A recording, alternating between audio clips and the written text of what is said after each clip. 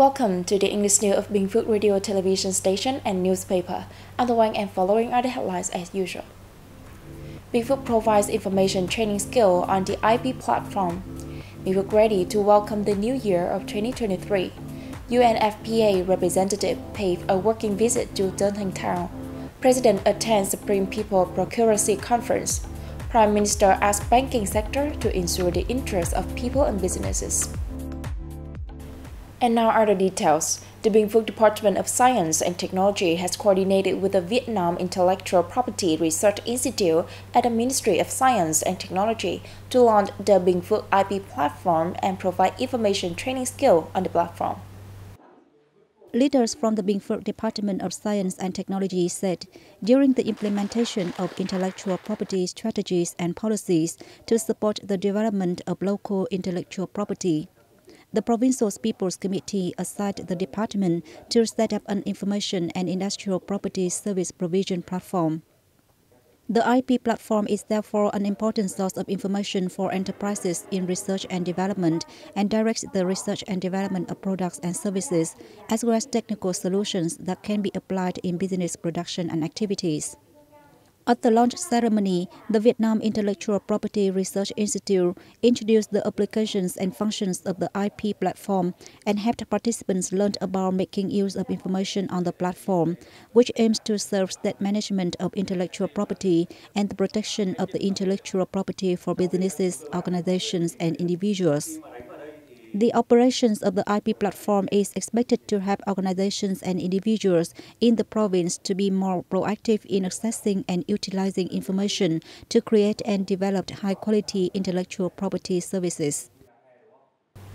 Ladies and gentlemen, Editor-in-Chief of the Binh Phuoc radio television station and newspaper Minh Nhâm has chaired a meeting to review preparations for a festival welcoming in the New Year's of 2023. The designs of the main stage, secondary stage, and posters have been completed. The organizing board had also called for sponsorships of the uniforms worn by participating teams at the festival and introduced the festival to audiences in art and entertainment programs. Public security forces will offer support to ensure traffic safety. The organizers have also worked with the Music One Company, Viettel, and VNPTs to boost preparations. Participants at the meeting also discussed the installations of food stores and the inclusions of exchange programs in the festival. They suggested ensuring security, food safety, and fire and explosion prevention, opening more souvenir stores, and presenting gift packages to disadvantaged households in Dong Xoài City. The festival will kick off on December 31st. A survey team from the United Nations Population Fund Office had held a working session with agencies, departments, and mass organizations in Tân Town in Binh Phuoc Province to study gender imbalance in the town.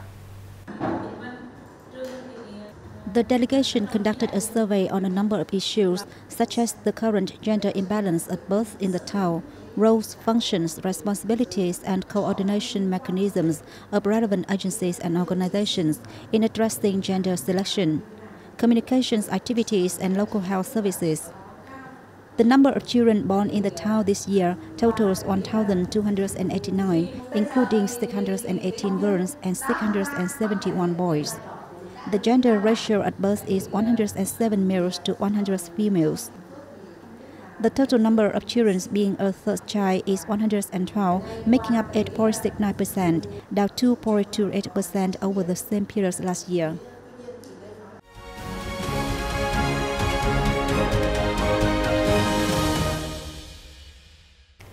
The Supreme People Procuracy organized a conference on December 28 to review activities in 2022 and launch tasks for 2023. President Nguyễn Xuân Phúc attended the event. Speaking at the conference, President Phuoc said that in 2022, the Supreme People's Procuracy has reperformed its advisory role for the Party and National Assembly in building and perfecting the legal system in general, and the project on building and perfecting the law-governed socialist state in particular. The President also spoke highly of the Procuracy's efforts in fighting and handling many key corruption and economic cases. In order to promote the positive results and overcome the remaining shortcomings, the state leader requested the Supreme People's Procuracy to perfect the institution to well perform the function of exercising the right to prosecute and supervise judicial activity. He expressed his belief and wish that the Procuracy will continue to fulfill all assigned tasks, especially the objective of building an ethical, healthy, strong, democratic, strict, fair, and justice-protecting judiciary to serve the fatherland and people. President Binh Phuoc has received ongoing ambassador of Cambodia and Sri Lanka at separated meetings on December 28th. Receiving Cambodian Ambassador Chaynavuth, President Phuoc emphasized the good cooperation achievements between the two countries in recent years. Accordingly, political trust has been increasingly consolidated and enhanced.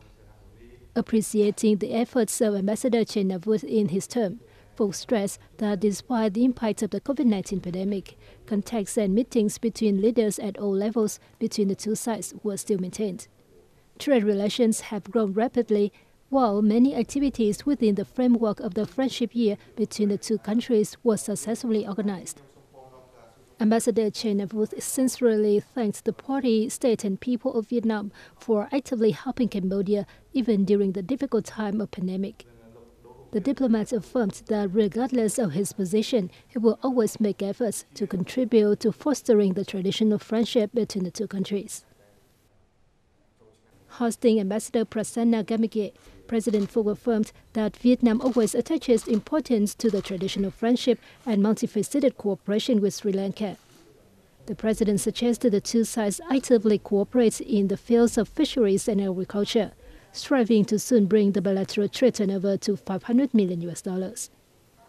Ambassador Prasanna Gamage once again thanks the Vietnamese side for their efforts in the rescue and assistance of 300 Sri Lankans on board a ship that had a problem in the waters offshore Vũng Tàu City in May.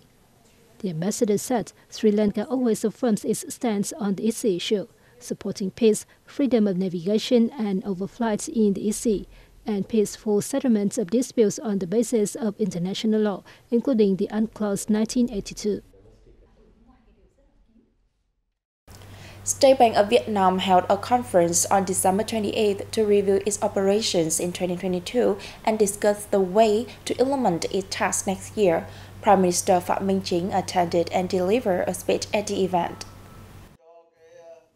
Lauding the banking system's outstanding performance in 2022, Prime Minister Chính emphasized that it has contributed to controlling inflation and maintaining macroeconomic stability and high economic growth. The government leader tasked the banking sector with ensuring monetary security and safety, as well as legitimate rights and interests of people, businesses, and relevant subjects in 2023 and the following years. He asked the central bank to keep the exchange rates and interest rates, as well as inflation control and economic growth balanced, and ensure reasonable and effective credit growth, while contributing to removing difficulties in production and business. The leader also stressed the need to boost digital transformation, as well as the banking system's role in green development, circular economy, digital economy, and innovation. Perfecting relevant institutions, mechanisms, and policies will create a concerted legal corridor for the safe, healthy, effective, and sustainable development of the sector, Chính noted. Vietnam's aquatic products are expected to earn about a record of $11 billion from export this year, up nearly 24% annually and 22% compared to the plan. According to the Vietnam Directorate of Fisheries under the Ministry of Agriculture and Rural Development, the sector's total output expanded by 3.1% from 2021, reaching over 9 million tons, surpassing the annual average growth during the 2021 to 2030 period under the Vietnamese Fisheries Development Strategy till 2030 with a vision to 2045. Despite difficulties caused by COVID-19 and the hike in material prices, the Vietnam Directorate of Fisheries regularly directed localities to adopt flexible and sound production measures while managing aquaculture synchronously and effectively. from animal feed, varieties to environment monitoring and Viet Gap certification. Next year, the sector targets harvesting about 8.7 million tons of aquatic products. The total export of aquatic products will be approximately $10 billion. That's all for today on BPTV News. Once again, thanks for watching and goodbye for now.